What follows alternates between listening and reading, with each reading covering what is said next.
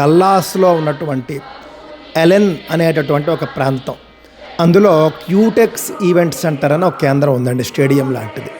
అందులో 10,000 మందితో భగవద్గీత పారాయణ చేయించారు పరమ పూజ్య శ్రీ గణపతి సచ్చిదానంద స్వామీజీ వారు.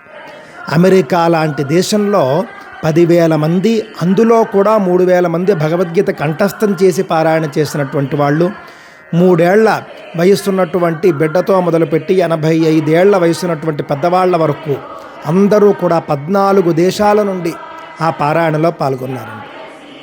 ఒక విదేశంలో ఇంత పెద్ద కార్యక్రమం మనం అసలు ఊహించగలమా అండి? కానీ జరిగింది. ఇలాంటి కార్యక్రమాల గురించి మనం చర్చించుకోవాలి. గణపతి సచ్చిదానంద స్వామీజీ వారు 2015వ సంవత్సరం నుండి ఎస్జిఎస్ గీతా ఫౌండేషన్ తరపున ఈ విధమైనటువంటి అద్భుత కార్యక్రమాలు నడిపిస్తూ ఉన్నారు. ఉచితంగా భగవద్గీత